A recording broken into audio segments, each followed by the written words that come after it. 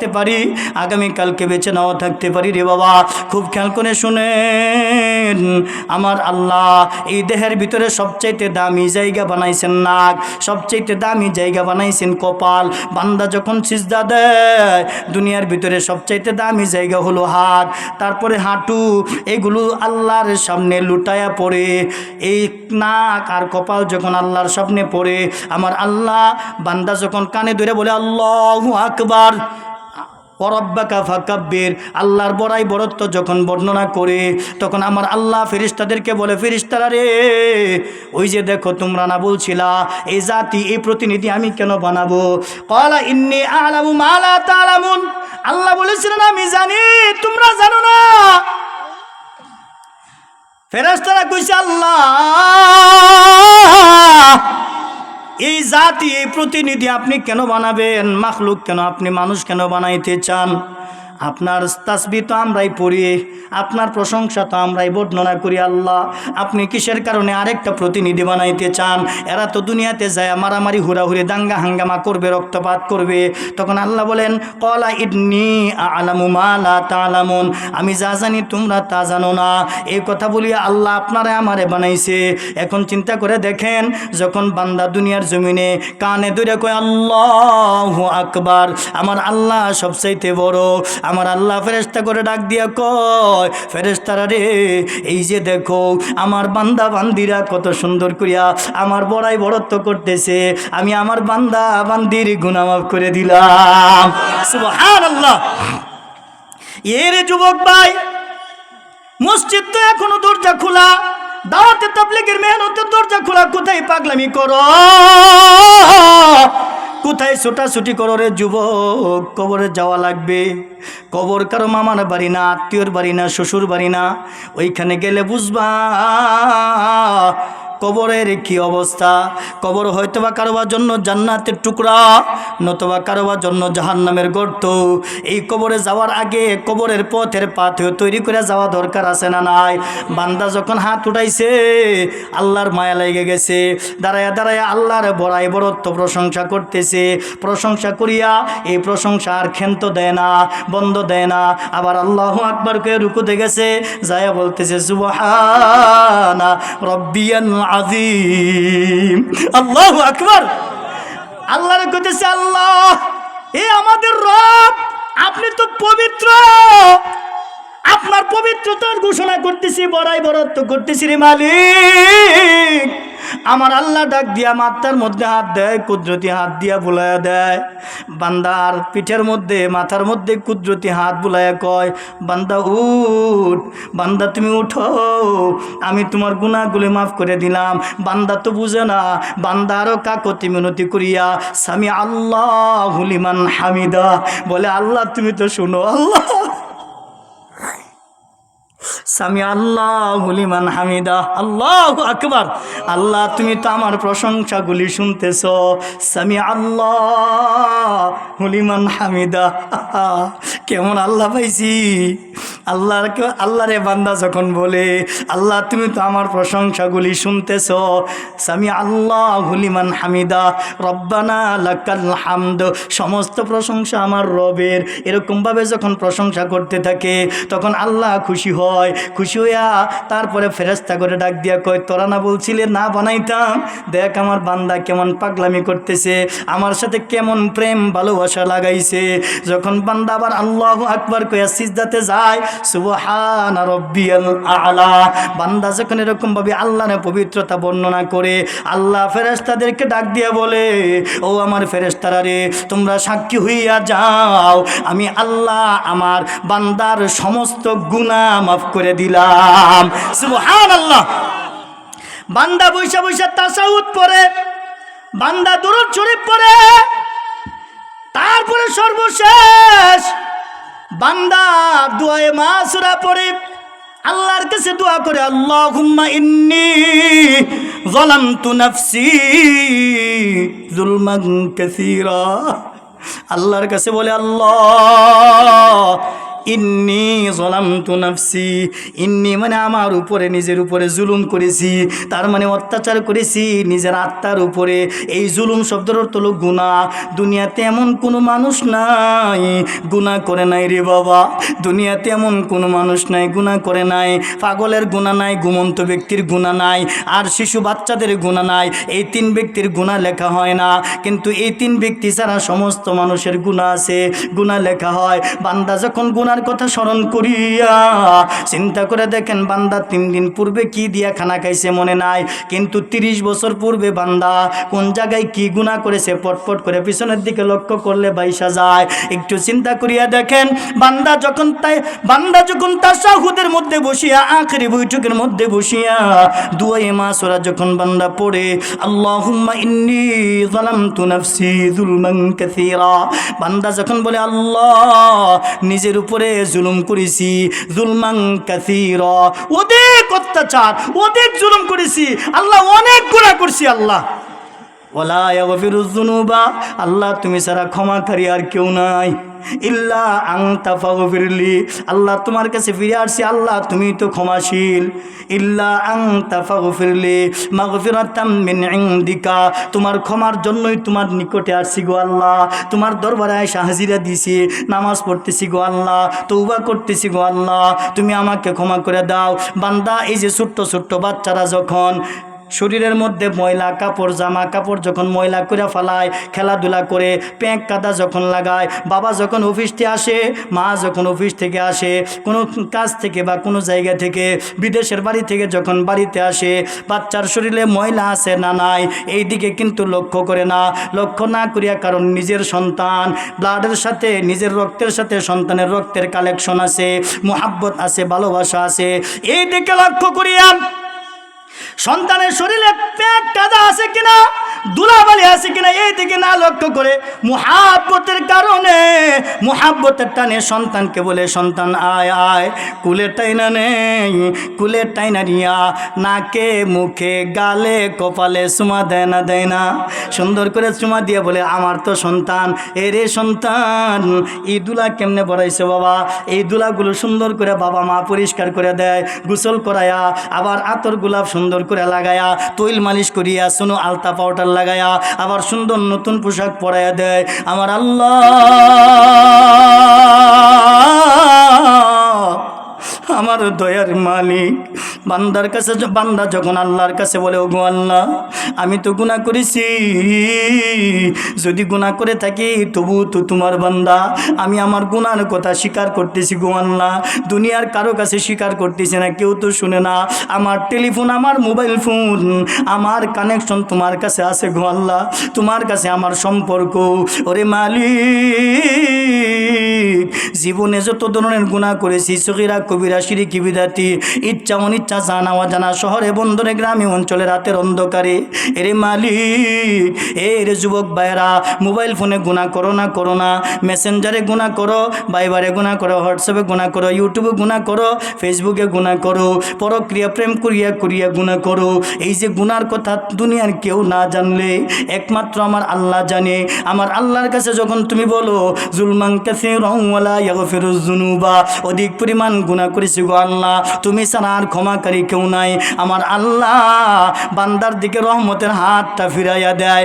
আল্লাহ ডাক দিয়ে বলে, বান্দা লা তাকনাতু মির রাহমাতিল্লাহ, আমার রহমত থেকে নৈরাশ হইস না, আমি আমার রহমতের কুলটা হাতটা তোর কাছে বিছাইয়া দিলাম, আয় আয়। আল্লাহর বান্দা যখন আল্লাহর দিকে দৌড়াইতে থাকে, আল্লাহ বান্দারে রহমতের কুলে টানিয়া লয়। সুবহানাল্লাহ। এই রহমতের কোলে একমাত্র যাওয়ার সবচাইতে বড় মাধ্যম হলো নামাজ। এই কথাটাই আল্লাহ বলছেন, ইয়া আইয়ুহাল্লাযীনা আমানুর কাউ, হে ঈমানদারেরা তোমরা নামাজ কায়েম করো, অর্থাৎ রুকুকারীদের সাথে রুকু করো, ওয়াসজুদু সিজদাকারীদের সাথে সিজদা করো, ওয়াবুদু এবং ভালো ভালো নেক কাজ করো, ভালো ভালো ইবাদত করো, ওয়াবুদু আল্লাহর ইবাদত করো, ওয়াফআলুল খায়র ভালো ভালো নেক কাজ, ভালো ভালো কাজ যেগুলো আছে এগুলো করো, লাআল্লাকুম তুফলিহুন আশা করা যায় সফল কাম হবে। তাহলে নামাজ পড়া দরকার আছে না নাই? নামাজ কার হুকুম? আউয়ালু মা ইউহাসাবু বিহিল আবদু ইয়াউমাল কিয়ামাতিস সালাহ, কিয়ামতের দিন সর্বপ্রথম বান্দার কিসের হিসাব হবে? আরো জোরে বলেন কিসের হিসাব হবে? সর্বপ্রথম বান্দার নামাজের হিসাব হবে। যার নামাজের আমল ভালো তার সমস্ত আমল ভালো, যার নামাজের আমল খারাপ তার সমস্ত আমলই খারাপ। এত সুন্দর টাইস করে মোজাইক করে মসজিদ করছেন শুধু জুমার দিন নামাজ পড়ার জন্যে না 5 ওয়াক্ত? আরো জোরে বলেন 5 ওয়াক্ত না শুধু জুমা? তাহলে 5 ওয়াক্ত নামাজ পড়া দরকার আছে না নাই? তাহলে যার সম্পর্ক মসজিদের দিকে বেশি আছে তার কি জানি আছে? ঈমান আছে। কি আছে? রাসূল বলছেন ঈমানদার বলে সাক্ষ্য দাও। আর যার নামাজের সাথে সম্পর্ক আছে তার কার সাথে সম্পর্ক আছে? আরো জোরে বলেন কার সাথে সম্পর্ক আছে? অনেক হাদিস আছে, এই হাদিস দিয়ে বয়ান করলে সারা রাত্র কুলাবে না। আমি শুধু হাদিসের কোরআন খালি আয়াত পড়বো আর হাদিস পড়বো, দলিল দিয়ে দিয়ে যদি পড়ি সারা রাত্র আপনারা এইভাবেই বসে থাকবেন, সারা রাত্র শেষ হবে না ইনশাল্লাহ শুধু এই বিষয়ে আলোচনা করলে। তাহলে আমরা মসজিদটা এত কষ্ট করে বানাইছি, এ টাকা তো আমরাই দিছি না? মেহনত আমরাই করছি। তাহলে এই মসজিদটা করছি কিসের কারণে? এবাদত করার জন্যে। কিসের কারণে? এবাদত করার জন্য। আজকে আমাদের এই এবাদত থেকে কিছু মানুষ আছে আমাদের ভিতরে মুসলমান, আমার শায়েখ পীর ও মুর্শিদ বলেন বন্ড কোনো দিন ফির হয় না, ফির কোনো দিন ভণ্ড হয় না। আপনাদের এই এলাকায় অনেক আছে ফির, আছে না? যারা বলে নামাজ নাই রোজা নাই, আছে না কিছু ফির? আবার কেউ বলে এক রোজা এক নামাজ, কয় না কিছু ফির আছে। কিন্তু আমি জানি তো সারা বাংলাদেশের বিভিন্ন জায়গায় ঘোরাঘুরি করি, বুঝছেন না? আমার ইউটিউবে বেশি পাইতেন না, আমার সরাসরি পাইবেন। কিন্তু কত জায়গায় যে যায়া দিহি বন্ড ফিরের কারখানা। এজন্য আমার শায়েখ পীর মুর্শিদ বলেন, আলী হোসেন সাহেব দামাত বারাকাতুহু আলিয়া, উনি বলেন বন্ড কোনো দিন ফির হয় না, ফির কোনো দিন ভণ্ড হয় না। ভণ্ড কোনো দিন ফির হয় না, মুখস্থ রাখবেন। আর ফির কোনো দিন ভণ্ড হয় না। কিছু মানুষ আছে এরা কি কয় জানেন? লা তাকরাবুস সলাতা, লা তাকরাবুস সলাতা, হুজুর কয় না এরকমভাবে? এই বন্ড ফিরেরা কি কয় জানেন? লা তাকরাবুস সলাতা, আল্লাহ তো কোরআনেই কইছে নামাজের ধারে কাছেও যায়ও না, নাউজুবিল্লাহ। কিন্তু আগে কি কইছে পরে কি কইছে এটা কিন্তু জানে না, আর এটা কয়ও না। তাহলে যে কইতেছে লা তাকরাবুস সলাতা, নামাজের ধারে কাছেও যায়ও না, হ্যাঁ কি বেঈমান না কাফের? হ্যাঁ কি ইমানদার না বেঈমান? সেই বেঈমান, সে কাফের। আল্লাহ বলতেছেন ইয়া আইয়ুহাল্লাযীনা আমানু, হে ঈমানদারেরা, লা তাকরাবুস সালাতা, নামাজের ধারে কাছে যাও না। কারে কইছে? ঈমানদারদেরকে কইছে লা তাকরাবুস সালাতা, নামাজের ধারে কাছে যাও না। ওয়া আনতুম সুকারা, তোমরা যখন নেশাগ্রস্ত থাকো। কি কইছে? তোমরা যখন নেশাগ্রস্ত থাকো। তাহলে ওই যে গাঞ্জা বাবারা নেশা খায় না? নেশা খায় তো কই লা তাকরাবুস সালাতা, তোমরা নামাজের ধারে কাছে কি চিন্তা করে দেন। আমি অনেক সময় চিন্তা করি, আচ্ছা বিপদ সংকেত কোনটা? লাল কাপড় না? হ্যাঁ, আমাদের দেশে লাল শালু কাপড় যারা পরে এগুলো লগে লোক বেশি, এরা কিন্তু বাচ্চা যাবো ময়দানে মাহাশরে কিয়ামতের দিন। আল্লাহ রেখে আল্লাহ আমরা তো বিপদ সংকেত ঝুলাইয়ে রাখছিলাম শরীরের মধ্যে, এরা আইসে আমরা তো বিপদ সংকেত ঝুলাইয়ে রাখছি। আজকে ধরো রান্না করে এই রাস্তা যদি ভাঙ্গা থাকে, কোনো একটু ডেন থাকে, ভাঙ্গিয়া গেছে গা কালবার, পরে এনো কি একটা লাল কাপড় ঝুলাই দেয় না? এরা কি করবো যে আল্লাহ আমরা তো শরীরের মধ্যে ঝুলাইয়ে রাখছি লাল কাপড়, তাহলে আমরা তো বিপদ সংকেত আগেই দিয়ে দিছি, আমগোর দ্বারের কাছে আইও না, তাহলে আমগোর কাছে আইসে কে? তখন তো আল্লাহ যুক্তি তো ঠিক আছে, এরাও যখন দিব যুক্তি তখন বাচ্চা যাবো গা, এরা মরবো আপনি আর আমি। তাওহীদের হায় এ চির সেবক, বলিয়া গিয়াছ সে তাকবীর, দুর্গা নামের কাছাকাছি প্রায় দরগায় গিয়া লুটাই শির। ওদের যেমন রাম নারায়ণ, এদের তেমন মানিক পীর। ওদের চাউল ও কলার সঙ্গে মিশিয়া গিয়াছে এদের ক্ষীর। বুঝ জানেন? তার মানে খাজা বাবা, ল্যাংটা বাবা, কল্লা বাবা আছে না, এই বাবার স্থান হবে জাহান্নামে। স্থান কোথায়? দৌড়ায় যাবো জাহান্নামে। মুসলমান দৌড় পারতেছে বাবা লইয়া, মুসলমান দৌড় পারে কারো লইয়া? বাবা লইয়া। আর হিন্দুরা দৌড় পারে কারো লইয়া জানেন? কালী মা, দুর্গা মা, দেবী মা, হ্যাঁ, হেরা দৌড় পারে মা লইয়া। এই দুজনের স্থান হবে জাহান্নাম। নাউজুবিল্লাহ বলেন। দুজনের জায়গা কই হবে? সাক্ষাৎ হবে বাবা আর মার। কই সাক্ষাৎ? জাহান্নামে। সাবধান যারা ওই যে বাবার পিছনে ঘুরো, সাবধান। আল্লাহ বলতেছেন ইয়া আইয়ুহাল্লাযীনা আমানু, এর আগে পরে কিছু কয় না। হে ঈমানদারেরা, লা তাকরাবুস সালাতা, নামাজের ধারে কাছেও যাও না। ওয়া আনতুম সুকারা, যখন নেশাগ্রস্ত থাকো। তোমরা যখন নেশাগ্রস্ত থাকো, গাঞ্জা খেলে নেশা হয় না? মদ খেলে নেশা হয় না? এই যুবক ভাই পায়ে ধরে বলি, তোমরা ইয়াবা খাও, ফেন্সিডেল খাও, কুকেন খাও, গাম খাও, ডাইল খাও, খাও না? খায় না? যুবকরা অনেকেই খায় না? তোমরা অনেকে গাঞ্জা খাও, এনে যদি থাকো আল্লাহ রস্তে আজকে থেকে এটা বাদ দাও। কেন? এই কেউ যদি নেশা করে 3টা ক্ষতি হয়। কয়টা ক্ষতি? 1 নাম্বার হলো অর্থের অপচয়, 1 নাম্বার হলো অর্থের ক্ষতি, 2 নাম্বার হলো সময়ের ক্ষতি, সময়ের অপচয়, 3 নাম্বার হলো দেহের ক্ষতি। দেহ আল্লাহ দিছে ইবাদত করার লাইগা। কথা ঠিক কিনা জোরে বলেন? এটি শেষ করতেছে না? এই জন্য সাবধান, এগুলো করুন। আর যুবক ভাইয়েরা, আল্লাহ নেশার জন্য, এই আবার জন্য, বিভিন্ন কথার জন্য, এই নেশাগ্রস্ত যারা আছে, মাদকাসক্ত জড়িত, তাদের জন্য লম্বা আয়াত আছে, হাদিস আছে না হুজুর? বিস্তারিত আলোচনা কোরআনের মধ্যে আছে। তাহলে আল্লাহ বলছেন তোমরা নেশাগ্রস্ত অবস্থায় কই যাও না? নামাজের দ্বারা কাছেও যাও না। হাত্তা তা'লামু, যতক্ষণ পর্যন্ত তোমরা তোমাদের নিজেদের ভাষা না বুঝো। যখন মানুষ নেশাগ্রস্ত হয় তখন বউরে মা ডাকালায়, ডাহে না? হ্যাঁ, নিজের মেয়েটারে কো বউ কয় না। তার মানে ওই যে তার মস্তিষ্কের ভারসাম্য কি নাই, ঠিক নাই। এখন কারে কি কইতেছে এটা? হুজুর করে বহে, রাস্তাটা যে যা হেরে গালিগালাজ করে, কুত্তারে দেখে কি কয় না কই, অবস্থাটা বুঝেন না? কি যে একটা অবস্থা, কি একটা অবস্থা না? এই জন্য এগুলোর থেকে হেফাজত থাকা দরকার।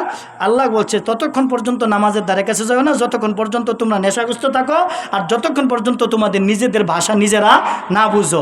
পরে যখন তোমার সেন্স ব্রেন যখন ফিরে আইব, তখন তুমি গোসল করবা, উজু ইস্তেঞ্জা করবা, গোসল করবা, পবিত্র হইয়া তারপরে আল্লাহর লগে সম্পর্ক করবা। সুবহানাল্লাহ বলেন।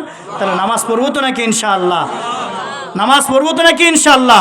তাহলে ময়দানে মাহশরে কিয়ামতের দিন সর্বপ্রথম বান্দার কিসের হিসাব হবে? নামাজের হিসাব ভালো, সমস্ত হিসাব ভালো। তাহলে এই মসজিদটা আমরাই করছি, আমগর মসজিদে আমগরই যাওয়া লাগবে। কথা ঠিক কিনা? অন্য মানুষের লেগে করছি? অন্য মানুষ আয় এমনি পড়বো, তারা আমাদের মেহমান। কিন্তু আমগর মসজিদে আমরা নামাজ পড়বো। কথা ঠিক কিনা? আমাদের মসজিদে আমরাই নামাজ পড়বো। কথা ঠিক কিনা জোরে বলেন। তাহলে জুমার নামাজে যতগুলো মুসল্লি হবে, ফজরে অতগুলি হবে। জুমায় যতগুলো মুসল্লি, জোহরেও অতগুলি। তাহলে আমাদের পার্থক্য হয় কেন? কেন পার্থক্য হয়? 5 ওয়াক্ত নামাজ পড়া ফরজে আইন। ইদা ফাকুহু, রাসূল বলেছেন যখন তোমার ধর্মীয় জ্ঞান অন্বেষণ হবে তখন তোমার এর উপর আমল করা ফরজ। এই জন্য আমরা প্রত্যেকে, এই মসজিদটা আমাদের। মসজিদটা কার?